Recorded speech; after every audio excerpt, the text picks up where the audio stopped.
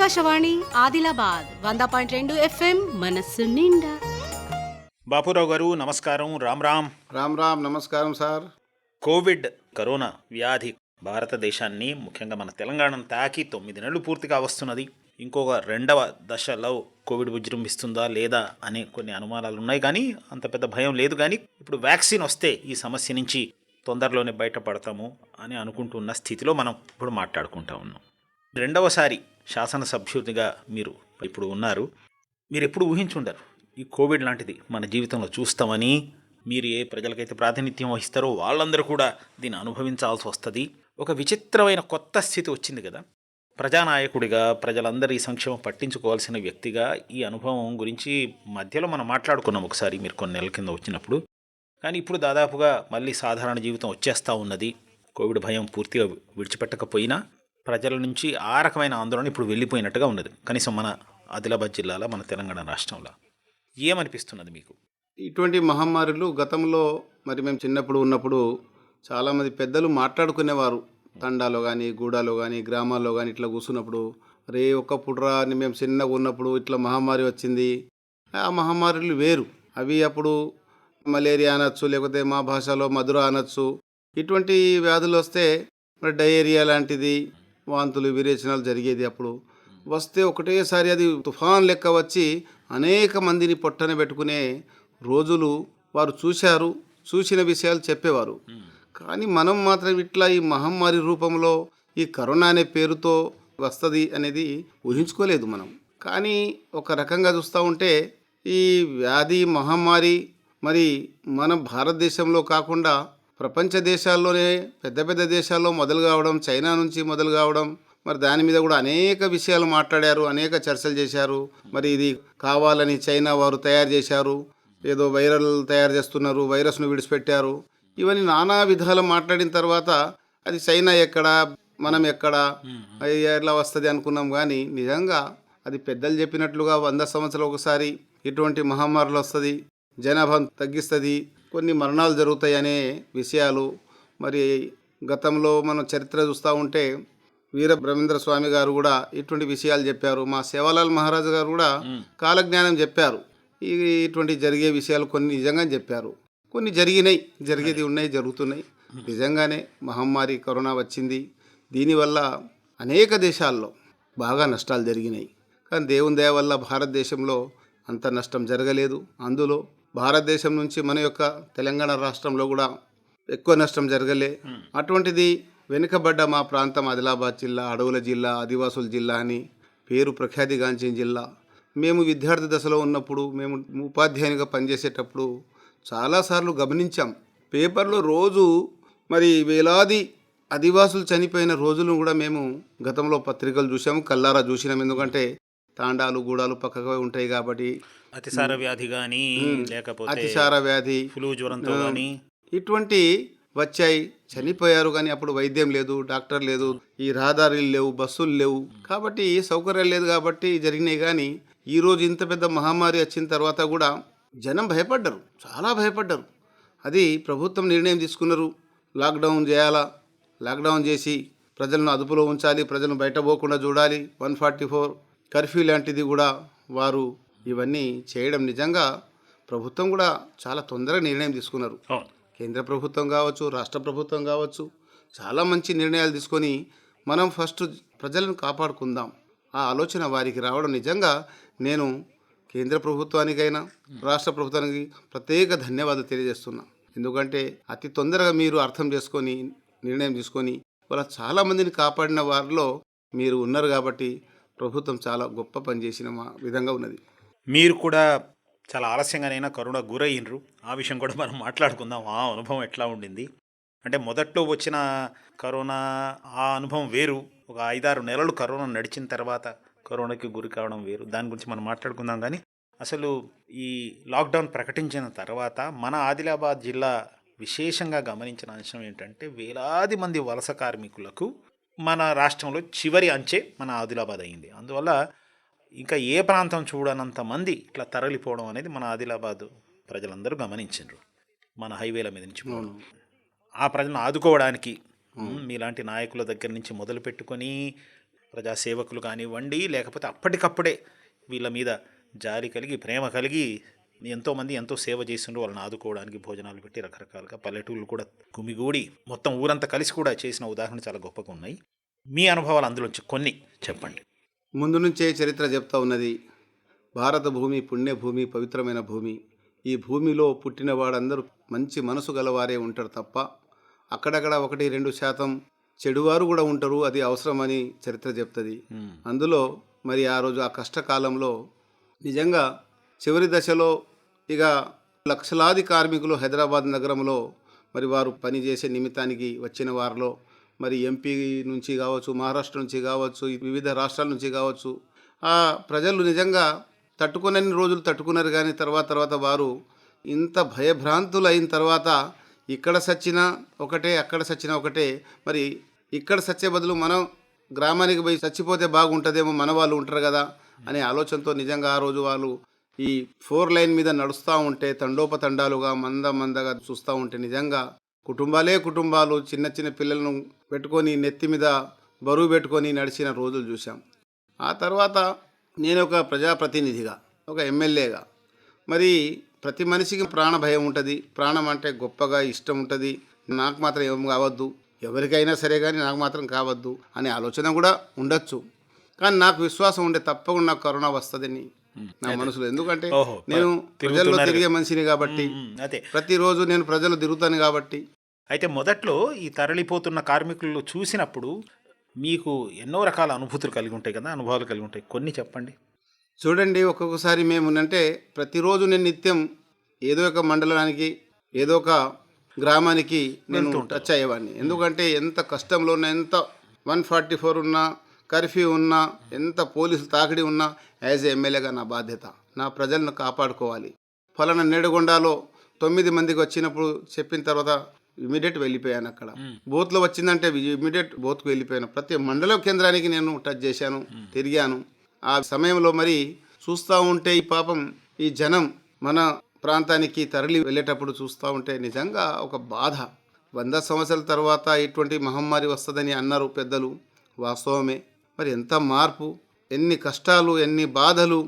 మరి భార్య పిల్లలను పట్టుకొని ఇట్లా పోతూ ఉంటే మరి వారికి భోజనం అనేది చాలా అవసరం. కాబట్టి ఆ రోజులో ప్రభుత్వం కూడా చాలా చక్కగా నిర్ణయం తీసుకుంది.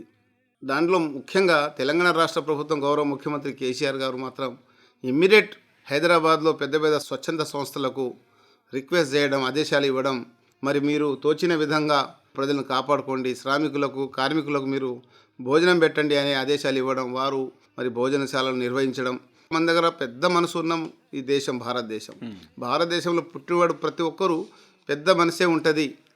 మరి వారికి ఎవరికైనా దానం చేస్తూ ఉంటే, అన్నం పెడతా ఉంటే ఆనందం కలుగుతుంది. అటువంటి మనస్తత్వం గారు వారు ముందుకు వచ్చి చాలా లక్షలలో కోట్లలో ఖర్చు చేశారు.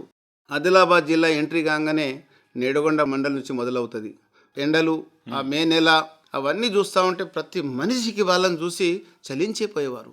ఇది ఏంటి దయా, పాపం వాళ్ళు తిన్నారో లేదో, నీళ్ళు తాగారో లేదో అనేది.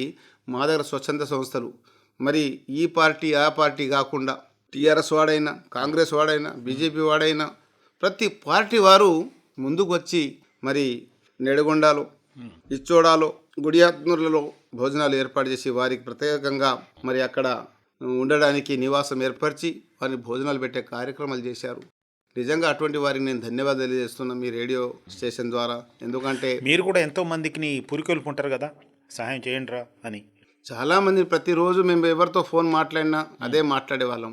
మరి ఈరోజు ఏం చేస్తూ ఉన్నారు, పోలీస్ డిపార్ట్మెంట్ మాట్లాడితే కూడా ఎస్ఐలకు, సిఐలకు మరి ఇంకా ఎంతమంది వస్తున్నారు. ఇవాళ ఏ రకంగా ఉంది ఫ్లోయింగ్ అంటే, సార్ ఇవాళ కూడా చాలామంది ఉన్నారు సార్, 100లలో ఉన్నారు సార్ అంటే మరి ఏం నిర్ణయం సార్, చెప్పేసినాం సార్, ఫలానా జాగాలు చెప్పినాం, ఫలానా జాగా భోజనం పెట్టిపించినాం, ఇప్పుడే బండి తెప్పించినాం సార్, మరి 100 మంది తరలించాం సార్ అని వారు కూడా బాగా కష్టపడేవారు. మరి పోలీస్ డిపార్ట్మెంట్ కానీ, వైద్య శాఖ కానీ నిజంగా మా ప్రాంతంలో ఎప్పుడు పెద్ద తుఫాన్ జరగలే, పెద్ద ఎటువంటి ఏం హాని జరగలే. వినేవాళ్ళము, ఫలానా రాష్ట్రంలో జరిగింది, ఫలానా ప్రాంతంలో జరిగింది, ఫలానా దేశంలో భూకంపం వచ్చింది, మరి అక్కడ మరి ఎటువంటి వాళ్ళు పోయి సహాయం చేస్తూ ఉన్నారని వినేవాళ్ళము, పత్రికలు చూసేవాళ్ళము, టీవీలో చూసేవాళ్ళం. మనకు ఒక మోస్తరు వరదలు తప్ప పెద్ద సంక్షోభం అంటే. కానీ మన యొక్క ప్రాంతంలో ఇటువంటి జరగలే. కానీ మన వాళ్ళు చాకచక్యంతో, ధైర్యంతో, ఎంత కరోనా భయం ఉన్నా కూడా భయపడకుండా హాని జరిగినా జరగకున్నా సేవ చేద్దామనే తపనతో వారు ముందుకు వచ్చి ఆ రోజు సేవలు అందించారు. పోలీస్ డిపార్ట్మెంట్, వైద్య శాఖ, మరి మా కార్యకర్తలు, సామాజిక కార్యకర్తలు, మా యొక్క స్వచ్ఛంద సంస్థలు, నిజంగా వారికి ధన్యవాదాలు నేను తెలియజేస్తున్నా. నేను అనుకున్నా కదా నాకు కూడా వస్తుంది తప్పగాని. అది చెప్పండి ఇంకా దాని సంగతి. ప్రజాప్రతినిధులకేమో తిరగకుండా తప్పదు. మిగతా వాళ్ళందరికీ చెప్పొచ్చు, తిరగకుండా ఉండండి, ఇంటి పట్టున ఉండండి, బయటికి రాకండి, సామాజిక దూరం పాటించండి అని. మీరు సామాజిక దూరం పాటించినా, మాస్క్ పెట్టుకున్నా, తిరగకనైతే తప్పదు. ఎందుకంటే నేడగొండ మండలం నుంచి 9 మంది ముస్లిం సోదరులు తబ్లీగ్ పోయినరు. తబ్లీగ్ పోతే వాళ్ళు 9 మంది కూడా వచ్చేసింది. వచ్చిన తర్వాత పాపం వాళ్ళు ఇంట్లో ఉన్నారు, హోమ్ క్వారంటైన్లో ఉన్నారు. ఉన్నాక ఊరు మొత్తం ప్రచారం అయిపోయింది, పాజిటివ్ వచ్చింది, వారికి వచ్చింది, వీరికి వచ్చింది, 9 మందికి వచ్చిందంటే ఆ ఇండ్ల చుట్టూ పోయే దారులన్నీ మూసేసిండ్రు. ఆ ఇంటికై పోయే దారి మూసేసి అటు పోకుండా, అటు చూడకుండా బ్యారికేడ్లు వేసిండ్రు. వాళ్ళు భయభ్రాంతులు అయిపోతున్నారు. అటువంటి సమయంలో మరి నెగిటివ్ వచ్చిన తర్వాత ధైర్యం చేసి నేను యాజ్ ఏ ఎమ్మెల్యేగా, ప్రజాప్రతినిధిగా టెస్టులలో నెగిటివ్ వచ్చినాక నేను వెళ్ళి మా కార్యకర్తలు చెప్పిన నా వెంట మీరు రాలి అంటే పోలీస్ డిపార్ట్మెంట్, హెల్త్ డిపార్ట్మెంట్, మా కార్యకర్త నా వెంట భయపడుతూ సార్ ప్లీజ్ సార్ దయచేసి అంటున్నా సార్, ఎందుకు పోదాం సార్ అంటే ఏదయ్యా ఒక మానవునికి మానవుడిగా మనం ధైర్యం ఇవ్వకపోతే ఎట్లా అని చెప్పి ముస్లిం సోదరు ఇంటికి పోయి నమస్కారం పెట్టి వాళ్ళ ఇంట్లో కూర్చొని ఎట్లా ఉన్నారు, బాగున్నారా, మంచిగా ఉన్నారా అని చెప్పి, కా సార్ ఇప్పుడు బాగున్నాం, మంచిగా ఉన్నాం, ఏం కాలేదు సార్, పెద్ద కష్టం ఏం కాలేదు, మేము కోలుకున్నాం సార్, మా కుటుంబాలంతా సంతోషంగా ఉన్నారు సార్, మరి ఈరోజు మీ ఇండ్లకు వచ్చే దారులన్నీ బంద్ ఉండే మూసివేసిండ్రు కదా, అవన్నీ నేను దీపించిన ఇవాళ నేనే వచ్చిన. ఇక ఫస్ట్ ఏదైనా ఎఫెక్ట్ అయితే నాకే కావాలి, అందుకే నేను వచ్చా అని చెప్పి సంతోషంగా మరి ఛాయ్ తాపుతారని నేనే అడిగిన. తప్పకుండా సార్ మీరు తాగుతారా సార్ అన్నమాట. ఎందుకు తాగను, ఛాయ్ చేయండి అన్న. ఛాయ్ బిస్కెట్ తీసుకున్నాం, మాట్లాడినాం బాగాసేపు. శాల్వాలు తీసుకుపోయిన అందరి కోసం మంచి కొత్త శాల్వాలు తీసుకుపోయి శాల్వాతో సన్మానం చేసిన, సత్కారం చేసిన. అదే కరోనా రోగం ఏదో వచ్చింది అంటే అది తగ్గిపోద్ది, కానీ అది వచ్చినందుకు వాళ్ళు అంటరాని వాళ్ళుగా, సమాజం నుంచి వెలివేయాల్సిన వాళ్ళుగా చూసిన రోజులు కూడా ఉన్నాయి. అది మీరు చెప్పిన మాట వాస్తవం. అదే విధంగా ప్రచారం జరిగింది కాబట్టి వారిని ఒక రకంగా చూసిండ్రు కాబట్టి నేను ఆ ధైర్యం నింపడానికి వెళ్ళాను అక్కడ. ఆ రోజు ధైర్యం నింపి వాళ్ళు చాలా సంతోషపడ్డారు, చాలా ఆనందపడ్డారు. ఇప్పుడు ఈ 9 నెలల చరిత్ర అంతా ఇప్పటి వరకు జరిగిన ఈ కరోనా వ్యాధి, కరోనా కాలం, ఈ చరిత్ర అంతా చూసుకుంటే అనేక దశలు అందులో వచ్చినాయి. మొదట్లో బాగా భయపడ్డారు, పల్లెటూళ్ళలో కూడా పక్కింటికి కూడా పోకుండా ఒక నెలన్నర ఉన్నారు. ఆ తర్వాత మెల్లమెల్లగా ధైర్యం వచ్చింది, అంత భయపడాల్సిన పని లేదు, కొన్ని నియమాలు పాటిస్తే ఉండొచ్చని. ఇప్పుడు మెల్లమెల్లగా ఈ లాక్డౌన్ నియమాలను ప్రభుత్వం సడలించిన కొద్దీ అన్ని కార్యకలాపాలు మొదలైనవి. ఇప్పుడు దాదాపుగా అన్ని కార్యక్రమాలు జరుగుతున్నాయేమో, కొద్దిగా బస్సులు, ట్రైన్లు ఇంకా కొద్దిగా సరిగ్గా నడవటం లేదు, కానీ దాదాపు అన్ని పనులు చేసుకోగలుగుతున్నారు. అయినా కూడా ఇప్పుడు మనం చూసుకుంటే ఇందులో వ్యవసాయ రంగానికైతే అసలు ఏమీ ఇబ్బంది కలగలేదు. వ్యవసాయం పనులు చేసుకునే వాళ్ళకైతే అసలు సమస్య. నిజంగా దేవుడు మరి ఆ దేవుడి యొక్క ఆశీస్సులు ఎందుకున్నాయంటే, అన్నదాత అంటే నిజంగా దేశానికి అన్నం పెట్టే రైతు, వారు అన్నదాత. ఏమంటారు, దేశానికి వెన్నెముక లాంటి వాడు రైతు అంటారు, దేశానికి అన్నదాత అని అంటారు. మరి అన్నదాతకే రక్షించకపోతే ఎట్లా అని నేను అనుకుంటాను. నేను కొంచెం ఆధ్యాత్మికం కాబట్టి నా ఆలోచన అంటే నిజంగా దేవుడు ఉన్నాడు కాబట్టే మా రైతులకు, కూలీ నాలి పనిచేసే వాళ్ళకు సమస్య రాలేదు. కరోనాలో వ్యాపారాలు, ఫ్యాక్టరీలు బంద్ అయినాయి కానీ రైతులు మాత్రం వ్యవసాయం బంద్ చేయలేదు. మన పని మనం చేసుకుంటా పోయినరు. మన పంటలు మనం వేసుకొని ఆ పంటలను కాపాడుకొని పంటలను తీసే ప్రయత్నంలో ఉన్నారు. కానీ వారు ఎంత భయపడ్డా, ఊళ్ళో ఉన్నప్పుడు భయపడ్డారు, కానీ వ్యవసాయ క్షేత్రంలో ఉన్నప్పుడు మాత్రం భయపడలేదు. దేవుడు వారి దగ్గర కరోనా కూడా రానియలేదు. ఇది మాత్రం చాలా సంతోషం. కానీ ఆ కరోనా రావద్దు, ఎవరికైనా రావద్దు. మన దుష్మన్లు ఉన్నా కూడా వారికి కూడా రావద్దు. ఎందుకంటే దానిలో ఉన్న కష్టాలు మాకు తెలుసు, నాకు వచ్చింది కాబట్టి నాకు తెలుసు ఆ కష్టాలు. మీకు వచ్చిన దాని సంగతి మాట్లాడుకుందాం, కానీ మీకు తెలిసిన వాళ్ళలో ఎవరైనా దగ్గర వాళ్ళు పోయినరా ఇప్పుడు కరోనా వచ్చి? చాలా దగ్గర వాళ్ళు పోయిండ్రు సార్. నిజంగా బాధపడే విషయం ఇది. మా పెందూరు లక్ష్మణ్ గారని 30 సంవత్సరాల మిత్రుడు నాకు. 30 సంవత్సరం నుంచి వారి ఆలోచన, నా ఆలోచన ఒకటే. ఎవరు? ఉమ్రి, తలమడు మండలంలోని ఉమ్రి గ్రామము. పెందూరు లక్ష్మణ్ అంటే చాలా ప్రసిద్ధిగాంచిన నాయకుడు, మంచి ఆదివాసీ నాయకుడు, గిరిజన నాయకుడు. రెగ్యులర్గా సర్పంచ్గా దాదాపు ఒక 30 సంవత్సరాలు సర్పంచ్గా ఉండి ప్రజలను సేవలు అందిస్తూ అకస్మాత్తుగా ఈ కరోనా రావడం, మరి అతన్ని కాపాడుకొని చాలా ప్రయత్నాలు చేశాం. కానీ దేవుడు మాత్రం తనకు నచ్చాడేమో, దగ్గర తీసుకున్నాడు. కానీ చాలా బాధ అనిపించింది. అట్లాగే మా యొక్క జిల్లా పరిషత్ వైస్ ప్రెసిడెంట్ ఆర్ఏ రాజన్న గారు, వారు కూడా మేము అనుకోలేదు మా ఇటువంటి మిత్రులను, ఇటువంటి మా ప్రజాప్రతినిధులను మేము కోలుకుంటామని. ఇటువంటిది వారిద్దరు. మళ్ళీ అలాగే మొన్న జాలం సింగ్ గారని నార్నూరు ఏరియాలో ప్రతి జాతికి, ప్రతి కులానికి, ప్రతి మతానికి ఒక మంచి నాయకుడని అనిపించుకున్న నాయకుడు కూడా మొన్న కరోనా వల్లనే చనిపోవడం జరిగింది.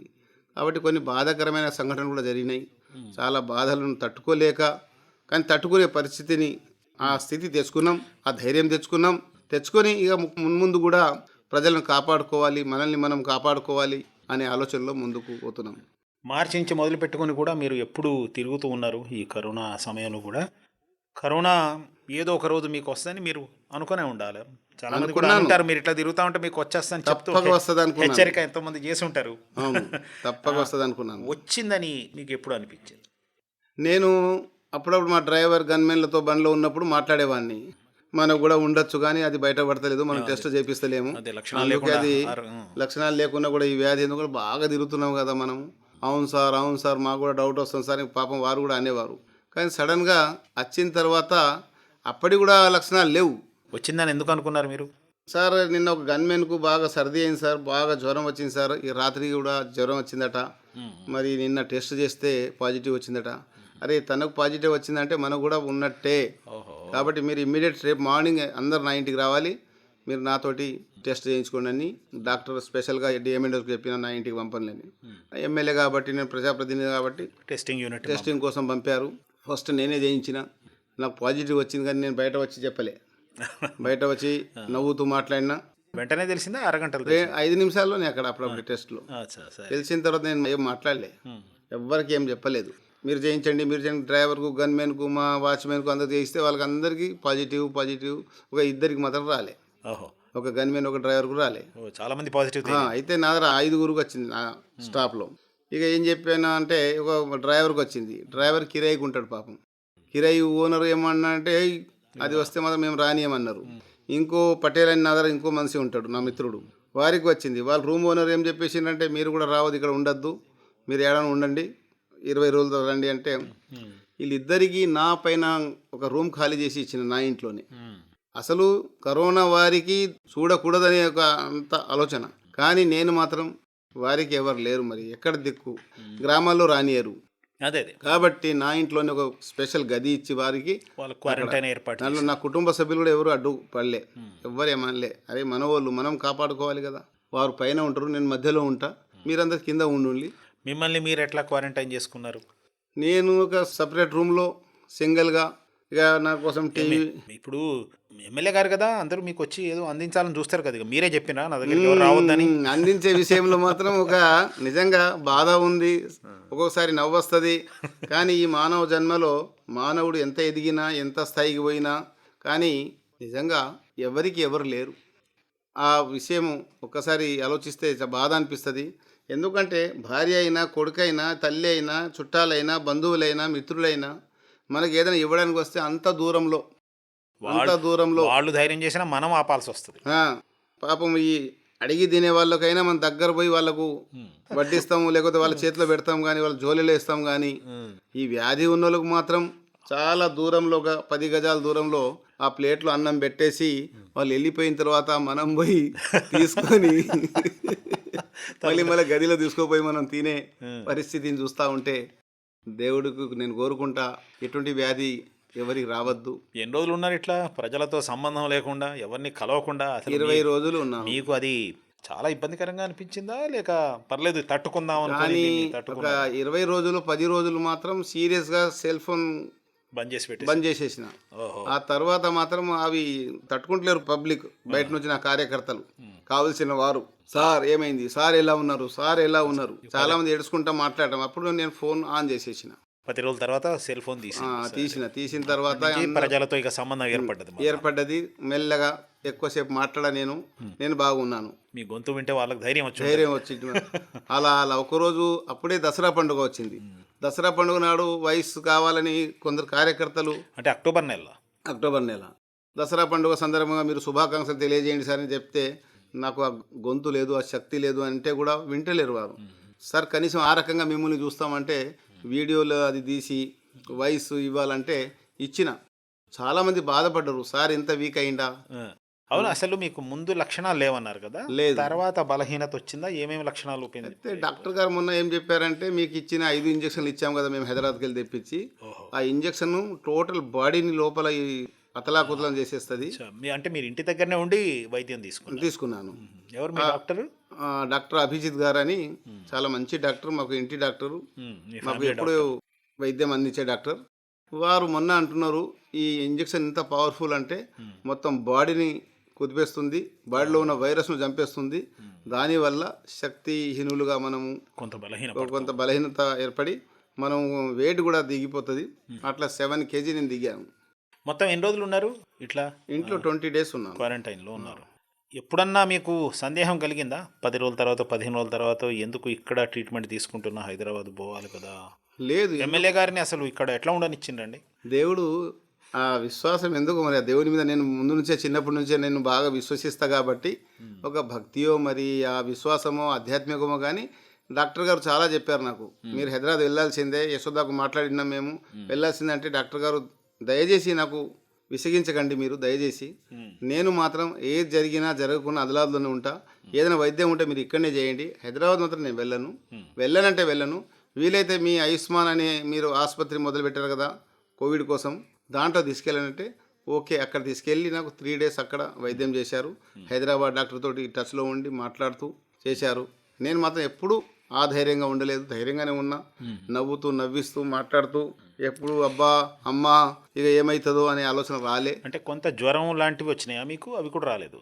జ్వరము కొంచెం ఒక 2 days కనపడ్డది, నెత్తి నొప్పి ఒక 2 days ఉండే, తర్వాత నడుము నొప్పి కొంచెం ఈ బాడీ పెయిన్ అనేది ఒక 2 days ఉండే. ఇట్లా రెండు ఒకటి తగ్గడం ఒకటి రావడం, ఒకటి తగ్గడం ఒకటి రావడం, ఒళ్ళు నొప్పులు ఉండే కానీ రుచి పోవడం అట్లాంటివి. రుచి అనేది లాస్ట్ 3 days అప్పుడు అసలు రుచి లేదు, అసలు అన్నం తింటున్నావా గడ్డి తింటున్నావా అనేది ఏం తినా కూడా లేదు, రుచి లేదు. కానీ కోవిడ్ అనుభవం మొత్తం చూసినట్టే. చూసినాం 20 రోజుల తర్వాత మళ్ళీ టెస్ట్ చేయిస్తే మళ్ళీ నెగిటివ్ వచ్చిందా? నెగిటివ్ వచ్చింది. October 2nd నాడు పాజిటివ్ వచ్చింది, October 14th నాడు 12 రోజుల తర్వాత నెగిటివ్ వచ్చింది. నెగిటివ్ వచ్చిన తర్వాత నేను ఇంట్లో వచ్చేసాను. ఇంట్లో వచ్చి మళ్ళీ 10 రోజులు ఇంట్లోనే ఉన్నా, ఎక్కడ కార్యక్రమానికి వెళ్ళలే. 10 రోజుల తర్వాత మెల్లగా కార్యక్రమం మొదలుపెట్టిన. అయితే ఇక ప్రజల యొక్క ధైర్యము, ప్రజల యొక్క ఆశీస్సులు, ప్రజల యొక్క ఆలోచనలు చూసి నాకు కూడా ధైర్యం పెరుగుతూ పోయింది. కొంచెం రికవరీ అయిపోయినా, ప్రజల్లో కలిసి మెలిసి మమేకమై ఇప్పుడు కూడా ప్రజల్లో చాలా ఆనందంగా, సంతోషంగా, ధైర్యంగా తిరుగుతున్నాను. బాగున్నది. ప్రభుత్వ పరంగా చూస్తే అసలు పండుగలు చేసుకోవద్దు, పెళ్లిళ్ళల్లో చాలా పరిమితమైన మంది ఉండాలి, కానీ మన దగ్గర బతుకమ్మ పండుగ కానివ్వండి, పీర్ల పండుగ కానివ్వండి, ఇప్పుడు పెళ్ళిళ్ళు కానివ్వండి, జనం బాగానే వస్తున్నారు, 100 మంది వస్తున్నారు, ఏం భయపడకుండా తిరుగుతున్నారు. సరే, నియమాలు పాటించినా పాటించకపోయినా కోవిడ్ వ్యాధి విపరీతంగా చెలరేగిపోతున్నట్టయితే ఇంతవరకు అనిపించలేదు. కాబట్టి ప్రజలు ఎంతో కొంత జాగ్రత్తలు తీసుకుంటాం, కానీ ఆందోళనలు లేరు. సరే, ఇప్పుడు ఇక కోవిడ్ వ్యాక్సిన్ వస్తున్నది అంటున్నారు, మన రాష్ట్రంలో కూడా ఇస్తారేమో.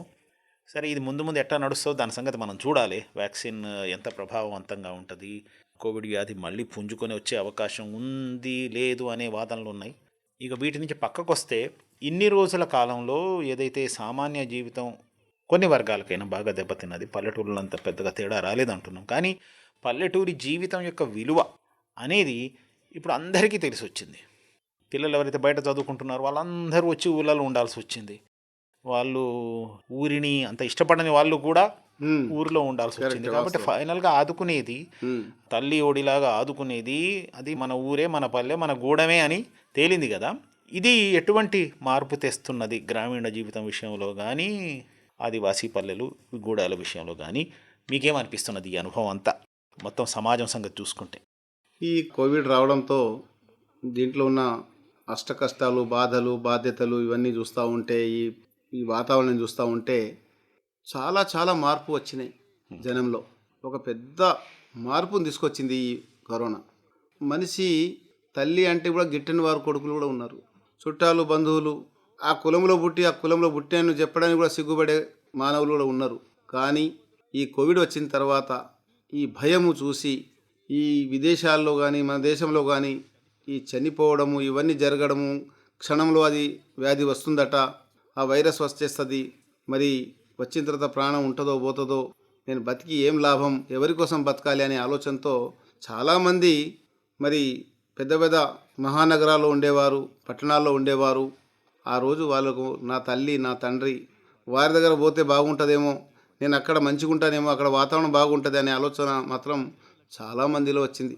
దాదాపు 99% మందిలో అది వచ్చింది. ఇప్పుడు చాలామంది అనుకుంటున్నారు, నేను హైదరాబాదే అనుకున్నా, హైదరాబాద్లోనే మంచి వాతావరణం అనుకున్నా, హైదరాబాద్ వాతావరణంలో బతకాలనుకున్నా, కానీ ఇటువంటి మహమ్మారి వస్తే మాత్రం పల్లెలు అవసరమే, పల్లె వాతావరణం అవసరము.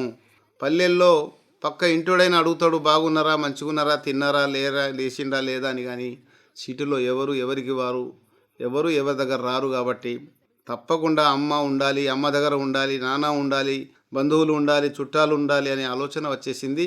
చాలా గుణపాఠాన్ని నేర్పింది ఈ కరోనా. ఆరోగ్యం గురించిన చైతన్యం కూడా చాలా వచ్చింది.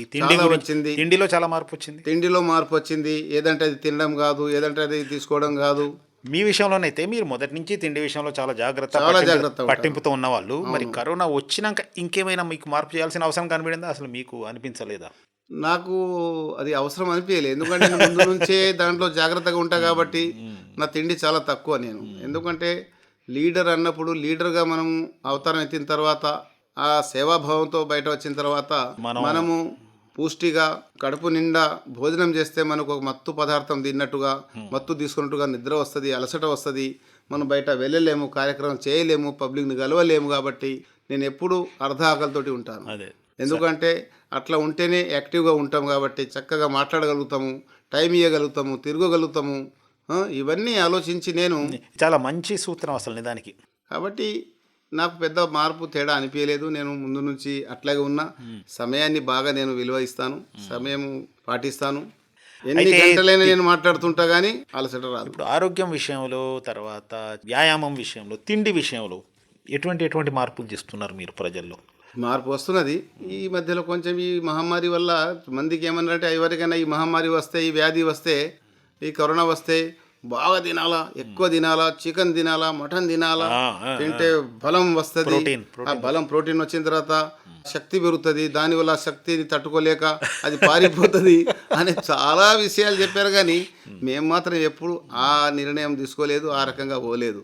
ఎప్పుడు ఏం తిన్నామో అంతకుముందు అదే తిన్నాం, అంతే తిన్నాం. బాగా తినాలి. నాకు కొందరు మీలాంటి మిత్రులు కొందరు పాపం, సార్ మీరు ఇక కొంచెం వీక్ అయినారు కదా, మీరు కాజులు కిస్మిస్ తినని మా ఇంటికి తెచ్చి ఇచ్చారు. అవి అట్లాగే పడి ఉన్నాయి, ఓళ్ళు తింటలేదు. మనకు అది అలవాట్లేదు కాబట్టి. సరే, బాగున్నది.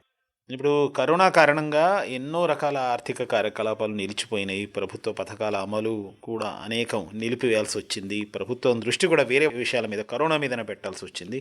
ఇప్పుడు మెల్లమెల్లగా జీవితం అంతా మళ్ళీ గాడిలో పడుతూ ఉంటే, మన జిల్లాలో ఏవైతే పథకాలు అమలు అయ్యి ఉండాల్సిందో, ఏదైతే అభివృద్ధి జరగాల్సి ఉంటుందో అవి కూడా కొంత వెనకబడినాయి కదా. ఇప్పుడు మీరు చాలా మక్కువతో మీ నియోజకవర్గంలో ఎటువంటి ప్రాజెక్టులు అయితే రావాలనుకున్నారో వాటి పరిస్థితి ఎట్లున్నది? రాజుల కాలంలో కూడా కరువు కాటకాలు వచ్చేది, తుఫాన్లు ఇటువంటి వచ్చే సమయంలో రాజుల బాధ్యత కూడా నా ప్రజాన్ని, నా రాజ్యాన్ని కాపాడుకోవాలనే ఆలోచన. అది ఇప్పుడు కూడా ఈ ప్రభుత్వాలకు కూడా అదే బాధ్యత ఉంది. మరి ఇంత పెద్ద ఈ మహమ్మారి రావడం, ప్రపంచానికి అతలాకుతలం చేసిన ఈ కరోనా మరి మన రాష్ట్రంలో రావడం, రాష్ట్రంలో కాదు మన దేశానికే రావడం, మరి అన్ని రాష్ట్రాల్లో ప్రభుత్వాలు మాత్రం నిజంగా ప్రజలను కాపాడుకునే మన బాధ్యత. ప్రజలను అయితే కాపాడుకుందాం, అభివృద్ధి వీలైతే తర్వాత చేసుకుందాం. అభివృద్ధి ఇప్పుడు అంతా అవసరం లేదు, ఉండొచ్చు, కానీ అభివృద్ధిని మీద ఒక దృష్టి పెడుతూ ముందుకు వెళ్దాం, ప్రజలను కాపాడదామనే ఆలోచనతో మరి ప్రభుత్వాలు పనిచేసినాయి. దాంట్లో మా తెలంగాణ రాష్ట్ర ప్రభుత్వం అయితే చాలా చక్కగా, చాలా ప్రేమతో, చాలా విశ్వాసంతో పనిచేసింది. దాంట్లో మా పోలీస్ డిపార్ట్మెంట్ కావచ్చు, వైద్య శాఖ కావచ్చు, విద్యాశాఖ కావచ్చు, లేకపోతే స్వచ్ఛంద సంస్థలు కావచ్చు, సామాజిక కార్యకర్తలు కావచ్చు, అందరు చాలా చక్కగా పనిచేశారు. ప్రభుత్వం అన్నిటికంటే ముఖ్యంగా ఆకలితో ఎవరు చావకుండా ప్రజా పంపిణీ వ్యవస్థను కదిలించి కార్డులున్న ప్రతి వాళ్లకు పల్లెటూళ్ళలో అన్ని చాలా మంచి కార్యక్రమం మన రాష్ట్రం బాగా చేసింది. లేని వాళ్ళకు కూడా బాగానే చేయగలిగారు. బయట నుంచి వచ్చిన వాళ్ళకు చేసుకుంటూ మన వాళ్ళని కాపాడుకోవడానికి మరి బీదవాళ్ళు, గరీబోళ్ళు, మరి కూలీ నాలీ చేసేవాళ్ళు, చిన్న చిత్క వ్యాపారం, చిన్న చిత్క వ్యవసాయం, చిన్న చిత్క ఉద్యోగాలు ఉన్న వాళ్ళు పాపం జీతాలు లేక, కిరాయి లేక, ఇవన్నీ ఎట్లా బతకాలంటే దానికి అనుకూలంగా ప్రభుత్వం కూడా ఆ రకంగానే ముందుకు పోయింది.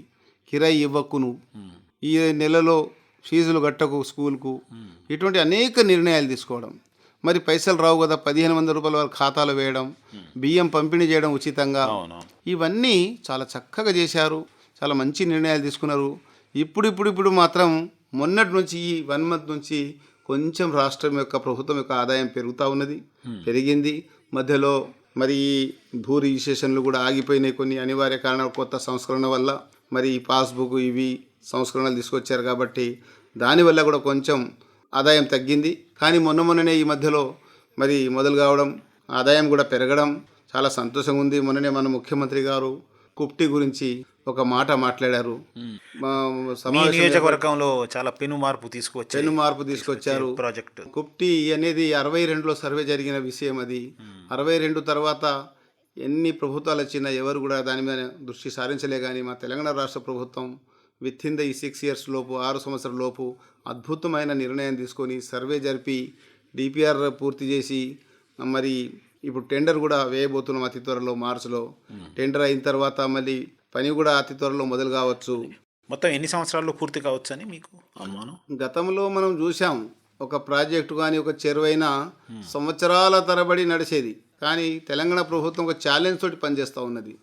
కాళేశ్వరం లాంటి అంత పెద్ద మహా ప్రాజెక్టులను కూడా కొన్ని సంవత్సరాల్లోనే పూర్తి చేయడం నిజంగా మన ప్రభుత్వం యొక్క ప్రత్యేకత. అలాగే మా కుప్టి కూడా 2 or 3 years లోపు పూర్తి.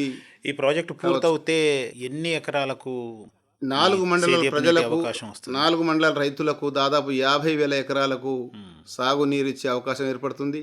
మరి అట్లాగే మా యొక్క కుంటాల వాటర్ ఫాల్ చాలా ప్రసిద్ధిగాంచిన వాటర్ ఫాల్ తెలంగాణ రాష్ట్రంలోని, అది ఎవర్ గ్రీన్ అయ్యే అవకాశాలు ఉంటాయి.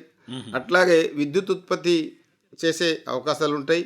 మరి అక్కడనే కుంటాల వాటర్ ఫాల్కు వచ్చేవారు పోయేవారు జనాలు ఉంటారు కదా, వాటి కోసం కూడా మేము పక్కకే బోత్ క్రాస్ రోడ్లో 450 ఎకరాల్లో ఉద్యానవనాన్ని మరి మొన్న శాంక్షన్ చేసుకున్నాం 9 కోట్లతో. 2 కోట్లు విడుదలైనవి, మొన్న పనులు కూడా మొదలైనవి. దానివల్ల భవిష్యత్తులో మా దగ్గర ఉత్తర భారతం నుంచి కావచ్చు, దక్షిణ భారతం నుంచి వచ్చే ప్రయాణికులు జనాలు వారు అరే భయ్ ఇక్కడ సప్త జలపాతాలు ఉన్నాయి, ఇక్కడ కుంటాల వాటర్ఫాల్ కావచ్చు, గాయత్రి కావచ్చు, పొచ్చెర కావచ్చు, కనకాయి కావచ్చు, గన్పూర్తి కావచ్చు, బోధ్ కావచ్చు, ఇటువంటి 7 జలపాతాలు ఉన్నాయి. వీటిని చూసి వెళ్దామనే ఆలోచన వస్తుంది. దానికి రిసార్ట్ కూడా శాంక్షన్ చేయించడం 4.5 కోట్లతోటి. ఎక్కడ? బోధ్ దగ్గరనే, క్రాస్ రోడ్లో.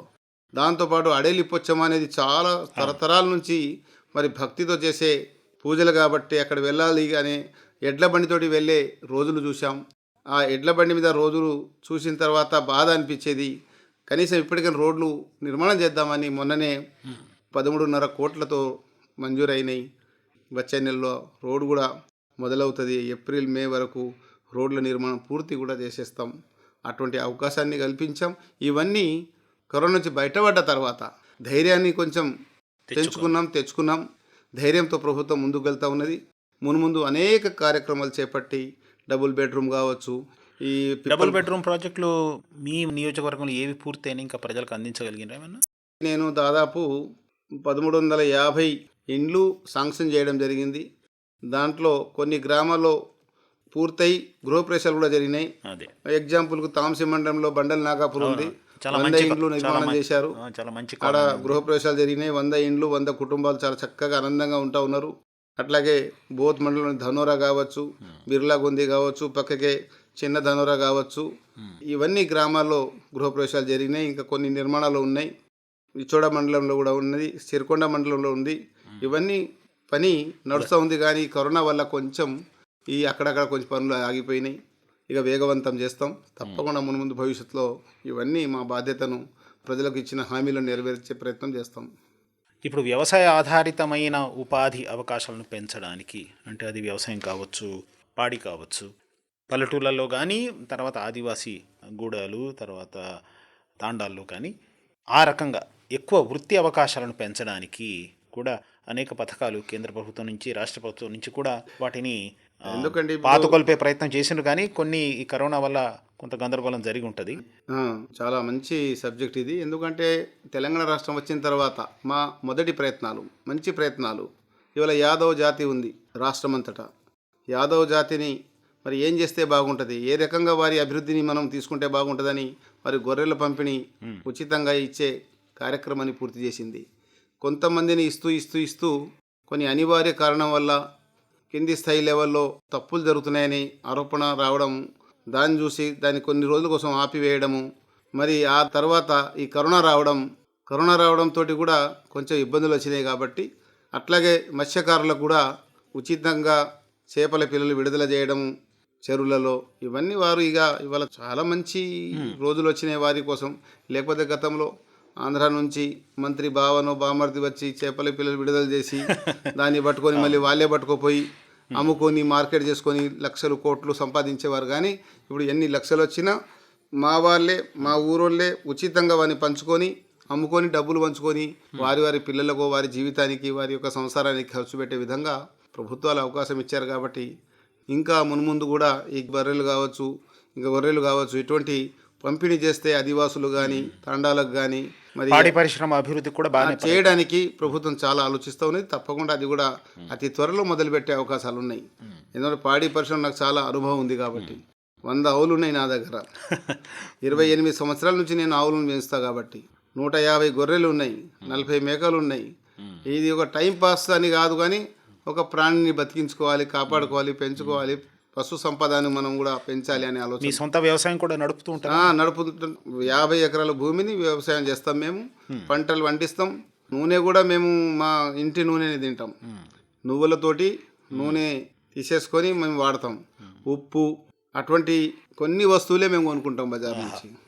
జొన్నలు వస్తుంది, పెసర్లు వస్తాయి, మినుములు వస్తాయి, మాకు కందులు వస్తాయి. మరి వ్యవసాయ కుటుంబం యొక్క బలం అంతా ఉన్నది మీ దాంట్లో. ఉన్నది. ఎవ్రీ డే ఒక్క హైదరాబాద్ వెళ్తే తప్ప ప్రతిరోజు విజిట్ చేస్తాను నేను. ఎంత బిజీ ఉన్నా, ఎంత ఇది ఉన్నా.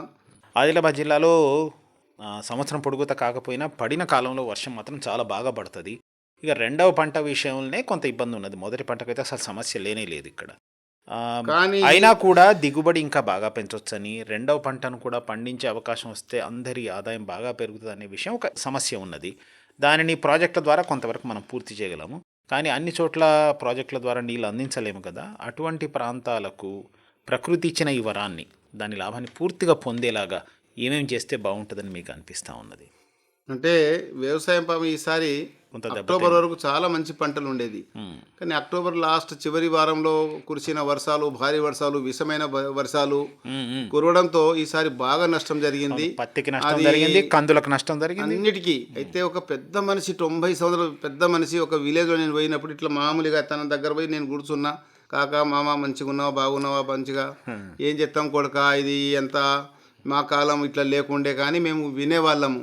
కానీ ఈసారి మనుషుల మీదనే కాదు బిడ్డ, నాకు చెప్తున్నాడు అతను, మనుషుల మీదనే కాదు బిడ్డ, ఈసారి పంటల మీద కూడా కరోనా వచ్చింది, పశువుల మీద కరోనా వచ్చింది, మేకలకు రోగాలు వచ్చినాయి, ఆవులకు వచ్చినాయి, బర్రెలకు వచ్చినాయి, మరి పంటలు కూడా వచ్చినాయి. అంటే విషపూరితమైన వర్షాలు పడి సర్వనాశనం అయిపోయింది. ఈరోజు మరి వారి యొక్క టార్గెట్ రాలేదు, ఏం రాలేదు. రైతులు చాలా కష్టంలో ఉన్నారు.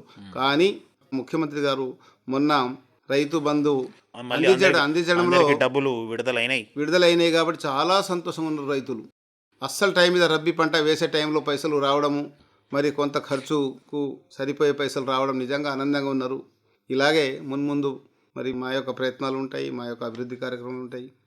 ఇప్పుడు మీరు ఇంతకుముందే చెప్పినారు, మీ నియోజకవర్గంలోనే చాలా గొప్ప జలపాతాలు ఉన్నాయి. కుంటాల నుంచి మొదలు పెట్టుకొని ఇంకో 5-6 ఉన్నాయి, 7 జలపాతాలు. అదే మిగతా ఉమ్మడి ఆదిలాబాద్ జిల్లాలో కూడా కొన్ని ఉన్నాయి. కానీ చాలా దగ్గర ప్రాంతంలో ఇన్ని జలపాతాలు మీ నియోజకవర్గంలో ఉన్నాయి. మరి దీనిని పర్యాటక కేంద్రంగా అభివృద్ధి చేయడానికి కొంత ప్రయత్నాలు మీరు చేస్తున్నాం అన్నారు. కానీ కుంటాల జలపాతం గురించి చాలా ఆలోచనలు చేసినట్టున్నారు కదా. దాన్ని దర్శించే తీరులో ఇంకా మెరుగైన పరిస్థితులు కల్పించడానికి గత సంవత్సరంలో మార్చిలో జరిగిన అసెంబ్లీ సమావేశంలో ముఖ్యమంత్రి గారు నేను అడిగిన హామీలన్నీ, నేను అడిగిన కొన్ని డిమాండ్లు, కొన్ని ఇటువంటి కార్యక్రమాలను వారు ఒప్పుకున్నారు. సభాముఖంగా ఒప్పుకున్నారు. చెప్పడం జరిగింది, బాబురావు గారు తప్పకుండా మనము దానికి ఒక మంచి పర్యాటక కేంద్రంగా ఏర్పాటు చేస్తాం, దాంట్లోనే పోతున్నాం మనం. నాకు ఆదిలాబాద్ జిల్లా అంటే చాలా ఇష్టం. ఆదిలాబాద్ జిల్లా రెండవ కశ్మీర్ లాంటిది. అక్కడ అటువంటి వనరులు ఉన్నాయి, వాతావరణం ఉంది. అట్లా గుట్టలు, కొండలు, రాళ్ళు, రప్పలు అవన్నీ చూస్తూ ఉంటే నాకు కశ్మీర్ లెక్క అనిపిస్తుంది. కాబట్టి తప్పకుండా మనం ఇవన్నీ చూస్తూ ఉన్నామని అన్నారు. కానీ ఈ దురదృష్టవశాత్తు ఈ కరోనా రావడంతో ఇవన్నీ ఆగిపోయినాయి. కానీ ఈసారి మేము తప్పకుండా కుంటాల వాటర్ ఫాల్ మీద, గాయత్రి మీద, అదే కనకాయి మీద, అట్లాగే ఘన్పూర్, పొచ్చేరా లాంటి ఇవన్నీ 7 జలపాతాలు ఉన్నాయి. సప్త జలపాతాలు అంటాం మేము. సప్త జలపాతాల మీద 2-3 సార్లు నేను అసెంబ్లీలో మాట్లాడడం జరిగింది, చెప్పడం జరిగింది. తప్పకుండా అటవీ శాఖ వారు కూడా బాధ్యత తీసుకొని దానికి మరి మంచి అభివృద్ధి చేద్దాం, ఒక పర్యాటక కేంద్రంగా ఏర్పాటు చేద్దామనే ఆలోచనలోనే ఇది 450 ఎకరాల్లో ఉద్యానవనం, పార్కు ఏర్పాటు చేయడం, అదే ఒక రిసార్ట్ ఏర్పాటు చేయడం. రోప్ వేనా ఏదో కడదాం అనుకున్నారు.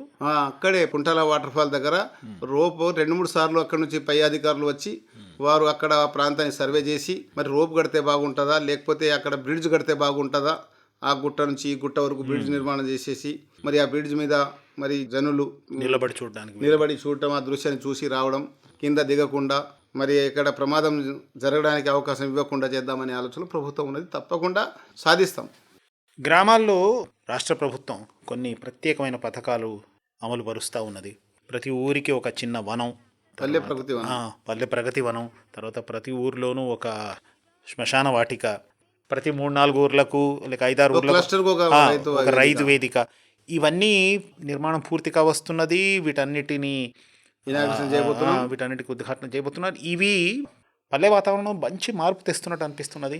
అట్లాగే ప్రతి పల్లెటూరులో కూడా ఈ హరితహారం అమలు ఇన్ని సంవత్సరాలు చేస్తున్నందువల్ల ప్రతి ఊరిలో కూడా పచ్చదనం, చెట్లు బాగా పెరిగినాయి. ఈ మార్పు కనిపిస్తూ ఉన్నది.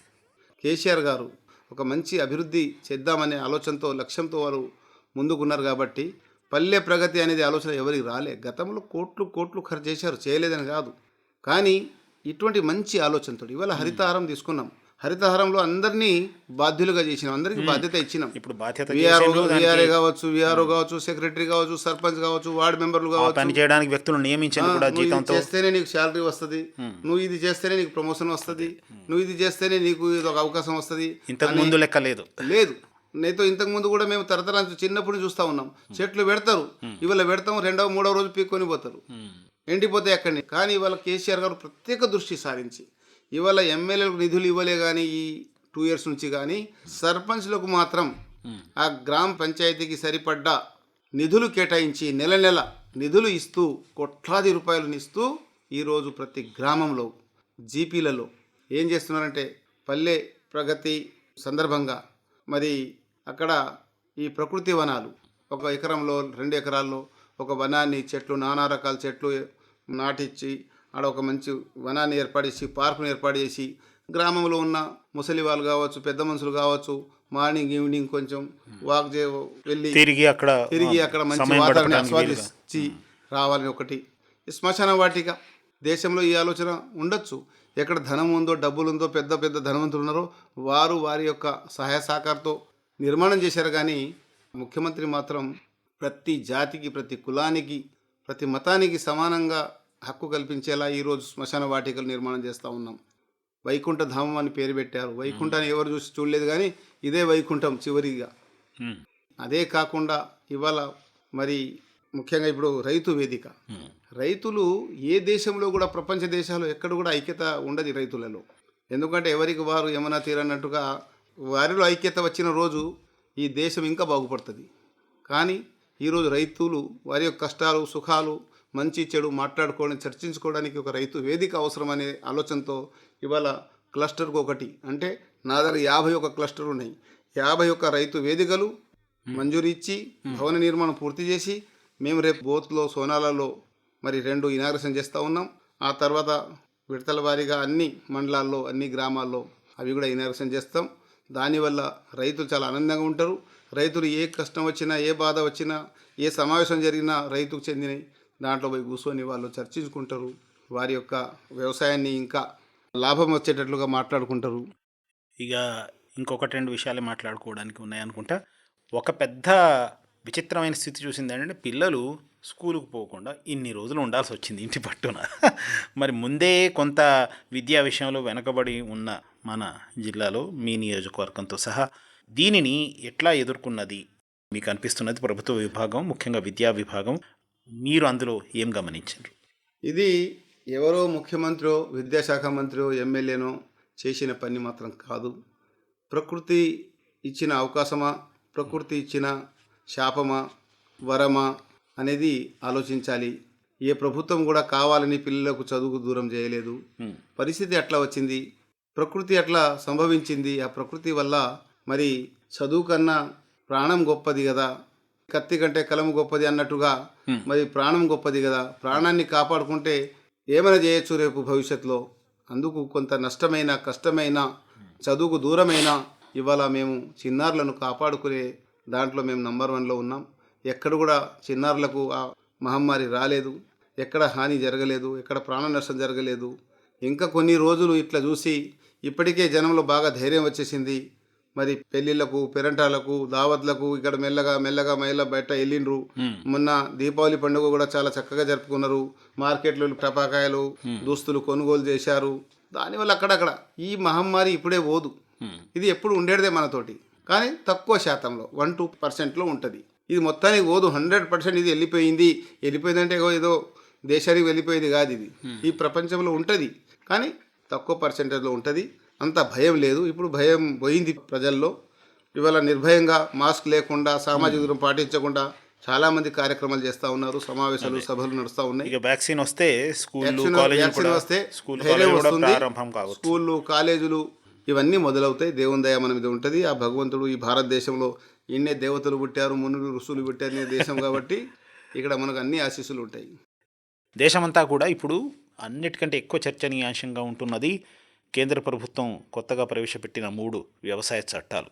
ఆ చట్టాల విషయంలో రాష్ట్ర ప్రభుత్వం కూడా దాదాపుగా కేంద్ర ప్రభుత్వ దృష్టికోణాన్ని అవలంబిస్తున్నదేమో అనిపిస్తూ ఉన్నది. దీని గురించిన అనుమానాలు, సంశయాలు ఏవైతే ఉన్నాయో వాటి గురించి మీకేమనిపిస్తున్నది? ఇంకా అడగాల్సిన ఇంకొక విషయం ఏంటంటే, మనది పారిశ్రామిక ప్రాంతం కాదు, కానీ కొన్ని రకాల పరిశ్రమలు రావడానికి మన జిల్లాలో మంచి అవకాశాలు ఉన్నాయి. వీటి గురించి మీరేం ప్రయత్నిస్తున్నారు? రాష్ట్ర ప్రభుత్వం ఏమనుకుంటున్నది? ఐటీ మంత్రి గారికి, గౌరవ యువ నాయకుడు కేటీఆర్ గారికి నేను మార్నింగ్ కలిశాను. ఒక వినతి పత్రం ఇచ్చాను. సార్, మీరు ఈ హైవేతో పారిశ్రామిక అభివృద్ధిని చేద్దామని, కారిడార్ పెంచుదామని ఏది మీరు సంకల్పించుకున్నారో ఆ విషయం మరి నా యొక్క బూత్ నియోజకవర్గం అంటే ఆరేపల్లి నుంచి, నిర్మల్ దాటిన తర్వాత ఆరేపల్లి నుంచి అయితే దాదాపు ఈ ఆదిలాబాద్ ప్రాంతం వరకు నాదే ఏరియా ఉంది. దాదాపు 4-5 మండలాల పరిధిలో అది 4 లైన్ ఉంది. కాబట్టి అటువంటి అవకాశం మాకు కల్పిస్తే మా యువకులు, ఉద్యోగం రాని వారు, నిరుద్యోగులు ముందుకు వచ్చి ఇటువంటి కారిడార్లో లాభం పొందే అవకాశాలు ఉంటాయి, పరిశ్రమలు పెట్టుకునే అవకాశాలు ఉంటాయి. కాబట్టి కల్పించాలని వినతి చేసి నిన్న దరఖాస్తు ఇవ్వడం జరిగింది. మరి చట్ట రూపంలో మీరు ఇప్పుడే చెప్పారు, చట్టాలు అనేది మరి కేసీఆర్ గారు రైతు బిడ్డ కాబట్టి, స్వయాన రైతు కాబట్టి, రైతు బాగుపడితే దేశం బాగుపడుతుంది విశ్వాసం ఉన్నవారు కాబట్టి, రైతు ఏడిసే దేశం, ఎడ్లు ఏడిసే వ్యవసాయం ఇది నష్టం చేస్తుందని ఒక సామెత ఉంది. మరి మనం ఆ సామెతను ఎటు తీసుకెళ్తే బాగుంటుందనే ఆలోచనతో కేసీఆర్ గారు మరి ఏ రోజు కూడా ఇటు ఎడ్డు ఎడవద్దు, అటు రైతు ఎడద్దు, రైతే రాజు కావాలి, రైతు దేశాన్ని వెన్నెముక, రైతు దేశాన్ని అన్నదాత, వారు మంచిగుంటే అందరం మంచిగుంటామనే ఆలోచనతో రైతు బంధు, రైతు బీమా, 24 గంటల కరెంటు ఉచితం, కళ్యాణ లక్ష్మి లాంటి, ఆసరా పెన్షన్ లాంటి అనేక పథకాలను తీసుకొచ్చి భారతదేశంలోని ఏ రాష్ట్రం లేని పథకాలు తీసుకొచ్చి ఇవాళ అమలు పరుస్తున్నారంటే మరి గొప్ప ప్రాంతం ఇది, గొప్ప తెలంగాణ. ఎక్కడ కూడా వేరే రాష్ట్రాలు ఎటువంటి పథకాలు లేవు. చాలా మంచి నిర్ణయంతో ముందుకు వెళ్తూ ఉన్నాం. ఈ చట్టసభల్లో మరి మేము తీసుకున్న నిర్ణయాలు ఇవాళ రైతులకు చాలా అవకాశాలు కల్పిస్తూ ఉన్నాం. గతంలో చూశారు మీరు, శనగలు కానీ, మక్కలు కానీ, జొన్నలు కానీ, సోయలు కానీ మేమే స్వయాన పల్లెల్లో వెళ్ళి కొనుగోలు చేశాము. అవును, దాంతో రైతులు చాలా సంతృప్తిగా ఉన్నారు. ఇక ముందు మరి చేస్తారా లేదా అన్న విషయంలోనే ఇప్పుడు సమస్య ఉన్నది. సమస్య ఉన్నదంటే మా ముఖ్యమంత్రి గారు ఎలా నిర్ణయిస్తే అట్లా ఉంటుంది. అది నా లెవెల్, నా స్థాయి నిర్ణయం కాదు, నేను చెప్పే విషయం కాదు. అది వారు పెద్దలు తీసుకున్న నిర్ణయానికి కట్టుబడి ఉండి మేము ముందుకు తీసుకెళ్లే ప్రయత్నమే మాత్రమే. ఇటువంటి నిర్ణయాల వెనుక చాలా ఆలోచన చేయాల్సి ఉంటుంది. అనేక విషయాలు పరిశీలించి వారు చేస్తారు. బాగున్నది.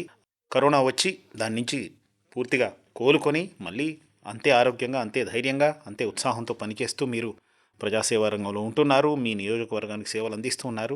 ప్రజల అభిమానాన్ని కూడా పొందుతూ ఉన్నారు. మీ ఈ 2వ పర్యాయం ఎమ్మెల్యే ప్రజాప్రతినిధిగా ఉన్న కాలం కూడా ఇంతకు ముందు కంటే గొప్ప ఫలితాలను ఇస్తూ బోధ నియోజకవర్గం అభివృద్ధికి తోడ్పడుతుందని, మీరు అనుకున్నవన్నీ కూడా మీరు సాధించి వ్యక్తిగతంగా కూడా మీరు సంతృప్తి పొందుతారని ఆశిస్తున్నాం.